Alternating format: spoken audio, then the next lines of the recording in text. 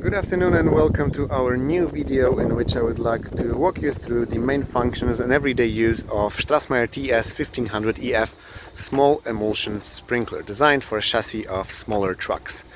This machine has a capacity of 1500 liters of emulsion, is insulated by rock wool and then by this nice beautifully looking stainless steel cover. So now let us maybe look into the main chamber which is located in. So now we will take a quick look into the engine chamber of our TS 1500 EF small emulsion sprinkler. The main component is of course the Kubota D902 diesel 3-cylinder engine, which then powers all of the hydraulic functions of the machine.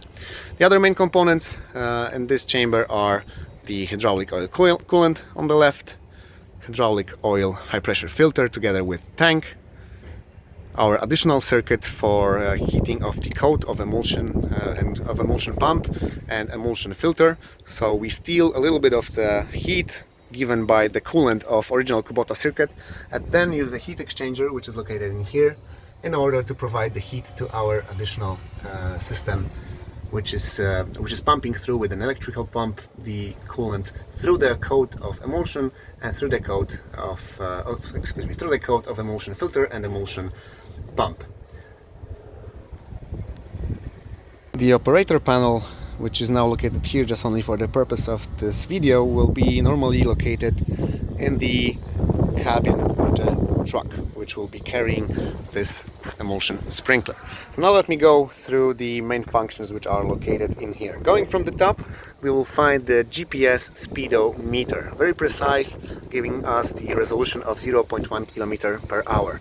Of course, we need the precision of the speed to provide the desired quantity of emulsion sprayed by each square meter. And by this version, we have to know that we control the speed of the pump manually. We control with the same time the pressure and the temperature of the emulsion by looking at this UMO LCD screen, and then we've got the printed table which tells us exactly how quick we have to go by what pressure, and this will tell us that at those kind of nozzles which are located and installed in the machine, at the given nozzle size we will obtain, for example, 2 kilograms per square meter. So we work here manually with the use of printed tables which describe the amount of emulsion sprayed by the given speed and by the given pressure. So, like I said, going from the top, GPS speedometer. On the left side we've got the burner switch on and off. On the right side there is a burner LED lamp. If anything wrong happens, if we miss the fuel, if the fuel is of low quality and there will be any diesel burning burner problem, we will get the red light by this lamp. Like I said before, by this UMO LCD we will find the pressure of spraying and also the temperature of emulsion. On the right side on the top we've got the emergency stop for the driver. On the left lower row we have the main electric switch to power up all the systems. We've got the LED indicator for the minimum level of heating, which is described here on the level gauge of the emulsion. So like you see on the right side of the level gauge we have the sensor, which will always send a signal in case we are below the heating limit. And that is very important because we cannot heat the emulsion inside if we are below this level, because that creates a risk of fire. So the burner will not start even if you turn it on by this knob, because we are too low with the level of emulsion, and you will see this blue lamp on. On the other side we've got the switch for circulation and spraying, 3-position switch, then the potentiometer which regulates the speed of the pump, and the emergency warning lights switch. These 8 knobs are here to provide the control over each nozzle which is located on the spray bar. So with those knobs we control the segments which then open or close in the spray bar here in the. So now I'd like to show you the back compartment of the TS 1500 EF emulsion sprayer, in which we see the emulsion pump, which is heated with a coat heating, and the emulsion filter, which is also heated by the cold heating. You see this little collector. We steal the heat from the Kubota engine, like I said before, and we pump the heated coolant through the emulsion filter and pump in order to provide the easy startup for this machine. Now, looking from the top, we will find the valves set up, which we need to always, of course, recheck together with those labels. But anyway, I would like to show you how we need to set up this machine in order to get it to work. So as you see, this main connector is here for providing us the emulsion input into the system. So it goes from the lowest point of the tank and then leaves us and goes to the emulsion pump.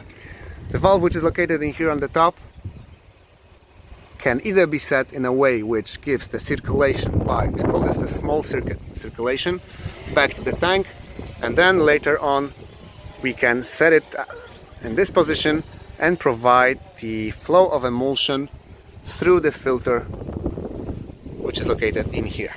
From here, the emulsion will go to the spray bar and circulate back to the tank. Now, you remember that we have one switch on the control box, which is either circulation or spraying. The system is done in such way that when you set the spraying mode on, this valve will close and the nozzles will open here, allowing the emulsion to flow freely. Other than that, we have the possibility to fill in the emulsion by opening the circulation in the small system and then connecting a hose to this connector and opening the valve. This will provide us the flow of the emulsion, which will be sucked from here and then will go directly back by the small circulation into the tank. We can of course fill in the emulsion by this machine from the top, and this is probably one of the most possibly and widely used option.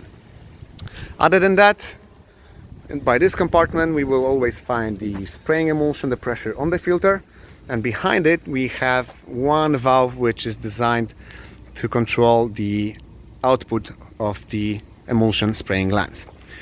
If we open the emulsion spraying lens, the emulsion will flow to this valve. We need to connect the hose, connect the lens, which is located nicely here for the transport, and then we are able to spray the emulsion by this little wand. On this side of the machine we also have the air compressor together with the pressostat, which controls the work of this compressor automatically. It's set up for 7 to 8 bars, so you don't need to take any special care about this system. It will work automatically. What is very important for you to know is that we control the heat of emulsion by this thermostat. Here it is now set for 60 Celsius degrees, and this is totally correct for most of the emulsions. By turning out this knob, we will have a button to reset the internal thermostat for safety. So whatever we set up here, there's a safety thermostat in the back in case that we overexceed the temperature of heating. In case this is blocked up, we need to unscrew this knob and reset the thermostat. So now it will surely allow the burner to start. Now, in order for us to clean the circuit of emulsion, it's pretty simple. After each day of work, of course, we need to clean the pump, clean the spray bar, and make sure that we have an easy startup by the next day. So our two-stage cleaning system consists of the diesel, small diesel or other cleaning fluid tank, this valve, which is responsible for opening the inlet of diesel or other cleaning fluid into the emulsion pump, and on the lower side we've got the connection for the compressed air from our bottle, which you just saw. So always please remember to clean the setup like it was set up by the end of the work. So we always stop the pump and close the main valve that allows the emulsion to enter the circuit. After that valve is closed, we can blow the air through the circuit and through the spray bar. Now we will open this valve for 10 seconds, about 3 times, waiting for the pressure to be built up to 7 bars from here. So by putting the air into the emulsion system, we will make sure that the emulsion will go, as much as emulsion is possible within the system, will go back through those pipes and back into the tank. After we made sure that the emulsion was pumped through just the compressed air, we now can add the liquid into the emulsion pump. We open this valve, make sure that the liquid goes inside. We read the level of the liquid on this little dial, and then we open the air once again. So now the diesel, which is inside of the pump, is already also blown through together with air. So we are mixing air and diesel and cleaning the residues within the circuit. Now the finishing step, of course, we can do it 1, 2, 3 times. 2 times should be enough, but by the end of the day, what we need to remember is that we want to leave a little bit of diesel in the pump. So we do not change any valve settings, we just put the diesel inside, open this valve, and leave the diesel within the structure of the pump for the night. That allows us to have no problems at the restart during the next day. So on the other side of the machine, we've got the diesel fuel tank on the left side. We've got the compartment for our battery and the ground connector for the connection of the battery to the system. Of course, without this red key, which is missing here for the video, we will not be able to start the machine. We've got the ladder, which allows us to enter and open the main filling opening box from the top. And then we have the compartment of the electric converter, which provides the 230 volts for our Riello burner. On the lower side, we've got the emergency output from the lowest point of the tank. By this valve, we may output all of the emulsion out from the system just by the gravity.